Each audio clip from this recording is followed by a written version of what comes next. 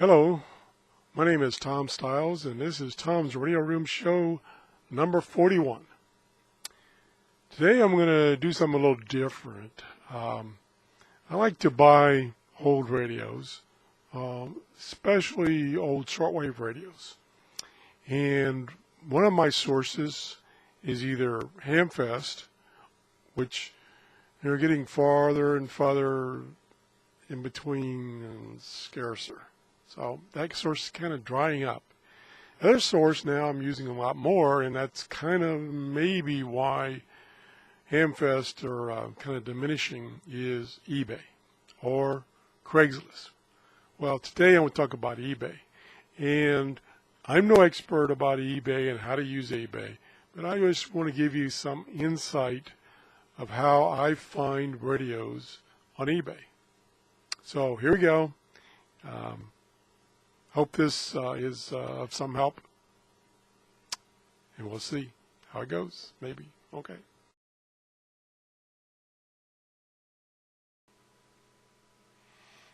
Okay, here's a typical eBay webpage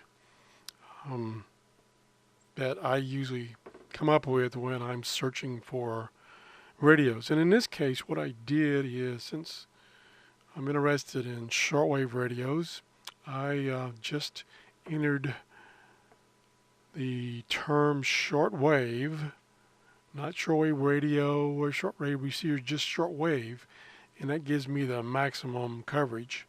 And then if I want to, I can go down and a little deeper and sort for like shortwave receivers, shortwave antennas, shortwave radios, etc. But this one, by just putting in shortwave, I get the maximum number of hits. Now the other thing I get is I get other things that have the term shortwave in them. For instance, a shortwave lamp, which I don't want. But what I do in that case, I come over here and I select the categories. And as you can see, the total number of hits up here was 2,000, over 2,000. But if I come down here to the category of radios, CB, ham, and shortwave, there's only 753, so that narrows it down considerably. And that's most likely where what I'm looking for would be listed. So let's select that subcategory. And now you see a listing of all the things that had either shortwave in the title listing or shortwave in the description. Now there's a couple of ways you can display these results. You can come over here, you can sort it by excuse me, ending soonest. Let me make this pull down. Newly listed, price plus shipping lowest first, price plus shipping highest first, price highest first, distance, and I like to use that one sometimes, and then best match. And what I have done is, since I logged in, it knows my shipping address is in zip code 3375. So one of the options I use when looking for shortwave radios, and of course I'm interested in the older shortwave radios. Some of them are quite large, and so shipping can get quite expensive. So one of the things I do is sometimes I look at the results by distance nearest to me. That way, that gives me two advantages. One is that I can save on shipping possibly if the person is willing to let me pick the item up. So if they're within not too far distance and the gas used to pick up the item is not too outrageous, I can just go pick up the item if I win that particular auction. The other thing it does for me is it may give me some indication of who the seller is. And that's a big advantage to know who the seller is and whether he's reliable or not as far as what his description shows that the item is. So that's an option I use sometimes. Mostly I use the default, which is ending soonest to see if anything is about to close and I want to jump on it. Okay, let's just look at this results right now. Also, I do the listing where I get the maximum size list, which is 200 items. And since I have a fairly fast internet connection, it can grab that, download it pretty quickly. So then I can scroll through these. And really what's nice nowadays, and it's been that way for a while, is they give you a picture if the seller has chosen to do that. So you can quickly see what the item is. Now, the one problem you run into is like, there's a seller right now that's selling all these photo facts on shortwave radios. So there are tons of these listings. You have to kind of skip over those if you're not interested in photo facts. And then you look for, a radio that you might be interested in. Let's see if I can find one that. Now here's a little radio that I've been trying to pick up just for kind of a collection, or to add to my collection. But I don't believe the value is that high, so I don't want to bid a lot for it. Now here, you can see over here, there's been 17 bids, so you can see a lot of people are also interested in this particular radio. And the bid is up to $66, and the shipping is very reasonable at $16.77. And that's going to end in about 3 hours, well actually almost 4 hours. So I can go and click on that one and see what the listing says. And the other thing I look at, where is this? Well, first thing I look at is their feedback. If they don't have a good feedback, and by good feedback I mean 92, 93 or higher, then I'm kind of leery. Turns out this particular dealer has feedback of 100%, and he also look at the number of items or number of feedbacks he has. Got a lot of feedbacks. So he sounds like a pretty good dealer or seller. And he does also sound like a dealer since he has such a high number of feedbacks. That's the other thing to watch for is you got to be a little careful about dealers, especially on used amateur radio equipment, because a lot of them are people who do a lot of buying and selling, and they don't do a good job of checking out the radios, so you might not know exactly what you're getting. Then I can see I come down and look at the where they're located. This doesn't tell me anything. I'm not familiar with Gold Country. I'm not sure what that means.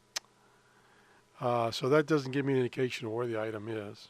The other thing you can do is you can look at the feedbacks.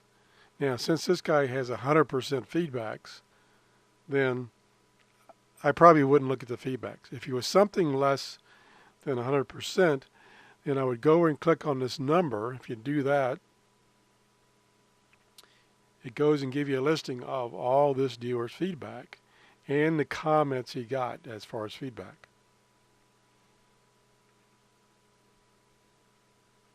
And as you can see,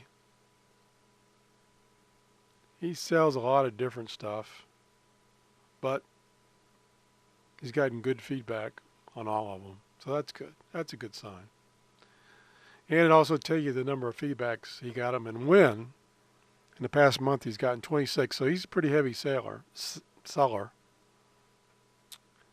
But he's got a good rating. So let's go back to his listing.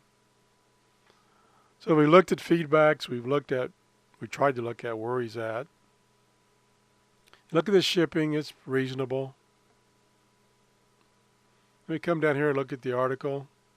It's really important to see actual pictures of the item and not just pictures that have been taken off the internet that are from an advertisement or something, but the actual radio itself. You have to be a little careful because sometimes some sellers will take a picture and they'll make it fuzzy on purpose or out of focus on purpose so that you can't really see what the item actually looks like. Now in this case I can supersize the image. This one looks pretty blurry because it's probably in low light. Here he took it outside to get a little better lighting. I'll supersize that. And that's a pretty good picture there. Now you can see I don't see any scratches on this. The dials look, the dial faces look nice and clean. The lettering is not worn off. So this looks like a pretty clean machine, or radio. So let's close that back down.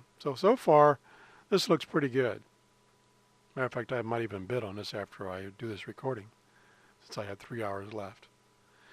So he says 1980 realistic DX200 up for your consideration. The receiver covers.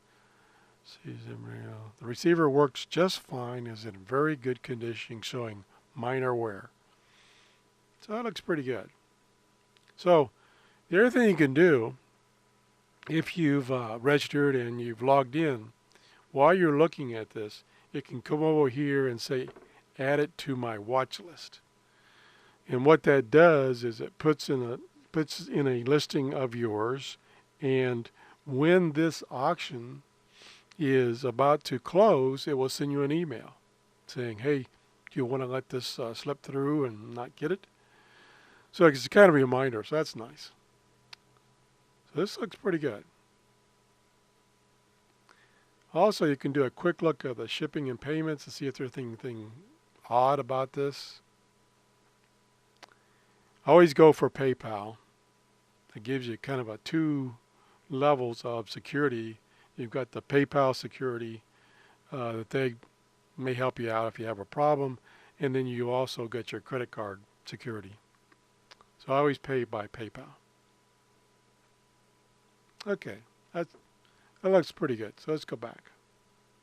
Now let's see if we can find one that looks kind of suspicious. Which, you know, hopefully I don't find one, but you never know. And what I mean by suspicious, for instance, if you think it's something that's something that people are looking for and there's no bids on it and it's about to close, you're kind of suspicious, you know, why nobody else is bidding on it. Now here's one. It's a 390 portable shortwave receiver. Pretty good little receiver. And there's no bids. Now, one problem that can occur when you're the seller is you put your starting bid too high. Now, it's kind of a catch-22 because you don't want to give up an item too cheap, and yet you don't want to scare off people by making the starting bid too high. And this might be why there are no bids, because the starting bid's too high. Now, if he'd have started lower, he may have gotten plenty of bids that were above his $49. Let's go take a look at that one. Okay, picture looks pretty good. He's a dealer, I suspect, that many feedbacks. He's got 100% positive feedback, so it's not that he has negative feedback. He does list his location, which is Kentucky, Louisville, Kentucky. He's got reasonable shipping, so that looks good. Let's see what it says. One used and a little dusty, but great working receiver. No pings, dings, or scratches. I'm the original owner, and it was on the shelf 99% of the time. I was able to copy weather facts in Kentucky.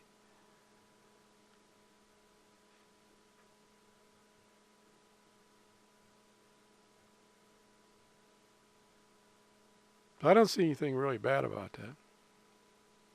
But, like I say, since he started so high, that could kind of scare people off. Plus, the other option you can do as a seller is you can put in a buy now number.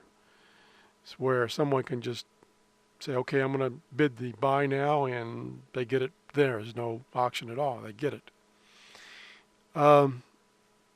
As a buyer, though, this is also kind of an indication of what he wants to get for this radio. Which, again, if that radio is in pristine condition, $79 is not a bad price. But remember, this is an auction. It's on eBay. There's no guarantee 100% that the radio is not going to have problems. You can always ask the seller a question in case there's something particular about that radio. I want to make sure it's working or whatever. And if the seller comes back pretty quickly with an answer, that's another good indication that he's a legit good person and selling good products. So that's something else to look for. A lot of times I do that just to see if I get an answer. Not particularly concerned about the particular question I gave, but just to see if I get an answer back. So anyway, I'm not sure why, except for the fact of the high starting bid, why there's no bids on this. And I would think that radio is in fairly good demand. But anyway, so that's another one. Let's go back, see what else we got.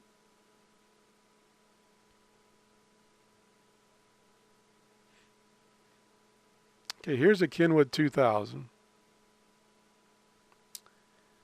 Another dealer, looks like he's got over almost 5,000 feedback, so he sells a lot of stuff. He's less than 100%, so he's had a couple of minor negative feedbacks. Let's just go take a look at it.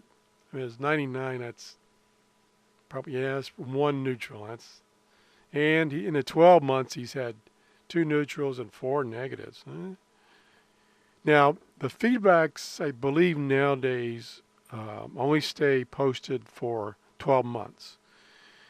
So if you've had a person that's got a bunch of bad feedbacks and his percentage is kind of low, he can wait 12 months and those clear out. And so he's basically got a clean slate. So you have to be a little careful of that. So he's had 4. Again, we're talking 4 out of 610. That's not significant. And, sometimes people make mistakes and they want to blame it on the seller. See if I can find any of these negatives. I still haven't found a way to go directly to the negative feedbacks. Oh, here we go. Now you can click on it. Okay, so let's click on this. This is cool. I like this feature. Okay, so we can go directly to it. Now you got them right there. False description of product. No response when contacted. See? That's what I was talking about, asking a question. You ask a question and don't get a response, and of course you want to ask the question before you buy it. It makes you a little leery. Did not work. Description claimed in working condition. Now, one thing good about this dealer, he did reply to these negative feedbacks. And here he said, I did respond to the customer, but heard nothing back in the way of returning. And that kind of gives you the feeling that the customer is at blame. Here it says, customer never told me of a problem until this feedback. So he's saying he wished the customer would have told him about his problem before he gave him a negative feedback. And then this one says, missing parts, disregards email. I never received an email from this customer. Okay, this equipment does not work, damaged. Customer never contacted me. So it implies that he had 4 people out of 600 that were dissatisfied with whatever they got for whatever reason. They apparently never contacted him for him to reconcile his problem. So those kind of feedbacks don't bother me.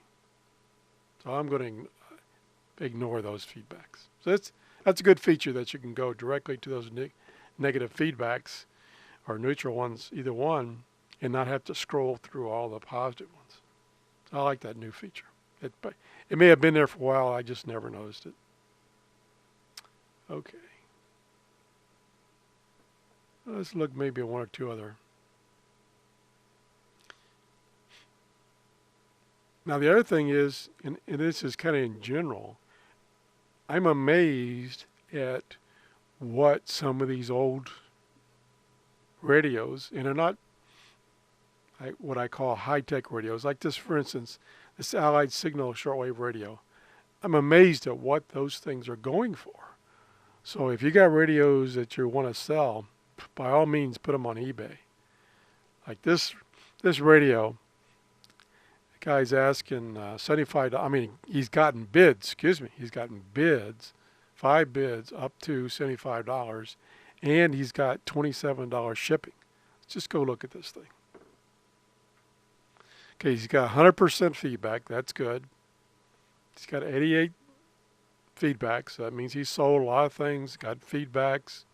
So he's not a brand new seller. That's the other thing to watch out for, is brand new sellers, because unscrupulous people can do things and get back on eBay as a different seller and erase their bad history by doing that.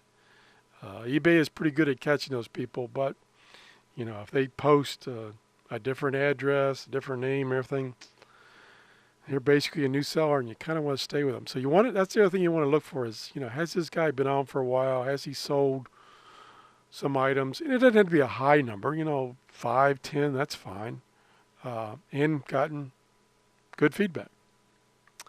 This guy's got a exact location. Now, I like people who give you their exact location and don't say USA or something like that. When they say USA or the good old America, that kind of scares me a little bit. This guy's got a lot of pictures. That's good to have a lot of pictures and get some close-ups. In this particular posting, you can actually use the zoom button, which you can't always use. See if I can use that right now. Yeah, I tried. There we go. So you can get a nice close-up look at that. And you have to be a little careful that this is not, you know, it kind of looks like a professional picture. You have to be a little careful that this is not a picture of the actual radio you'll get. So if it looks too good, you have to be a little bit leery.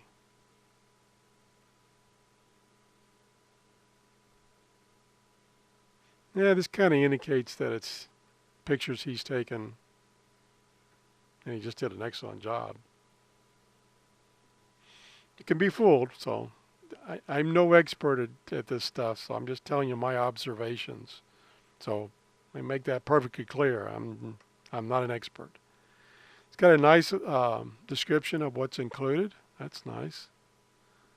Slight use back when it was new. They've been mostly stored in a closet. Tested it with a coax to get voice. Now here he's saying it's way overdue for alignment. Yeah, that bothers me a little bit. I mean, at least he admitted it, but it makes me wonder if he's noticed that it's not getting real good reception.